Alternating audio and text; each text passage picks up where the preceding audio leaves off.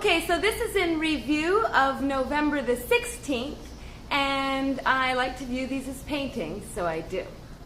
Chopsticks made of bamboo, too poor to afford silverware. Tender bamboo shoots for food and too poor to afford meat. Why were people of old so integrated with their surroundings? Because the objects that they used and the food that they ate and the activities they engaged in were all from their own immediate surroundings. They used sticks made of bamboo as eating implements. They used vines to make baskets, and they used gourds to make vessels. For food, they grew plants and domesticated animals and caught fish and game. Their social structures were built around the cycles of the sun, the moon, and the stars. Newborn babies were washed in water from nearby streams, and the dead were buried in the same earth that provides subsistence. Now our food is imported from distant places and elaborately processed. We have no idea where objects were purchased from, in thinking that their presence and their convenience is all really that's necessary. We do have the means of transport that can bring us to places faster than our minds can adjust. Really what we do is we abuse our wealth, and we use it to insulate ourselves from our surroundings. That's why being modest is really not necessarily bad. When one is poor, one is forced to use what is at hand.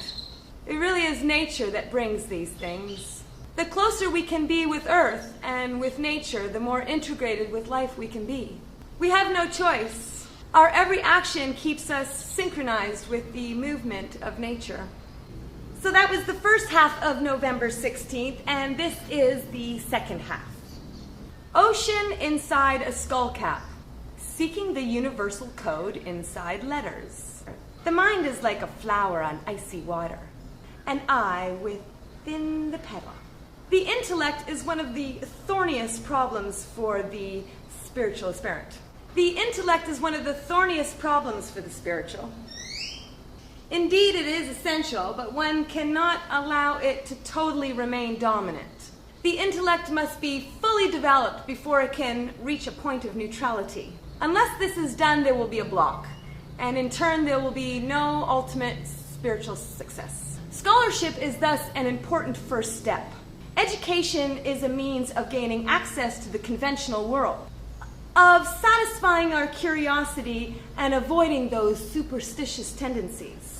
There can be no delving into philosophical mysteries if one has not even satisfied one's own curiosity about nature, civilization, mathematics, and language. But once mental cultivation is achieved, one must focus increasingly on a part of the mind that is far beyond the education. The intellect uses discrimination, categorization, and dualistic distinctions in highly sophisticated ways. By contrast, spiritual contemplation requires none of these things. It involves no categorization, no distinction, and no dualism. So actually it has very little need for scholarship.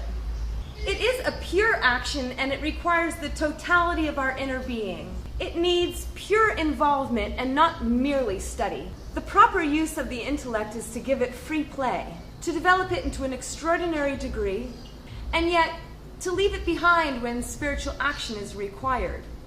The knowledgeable know how to balance the combination of both.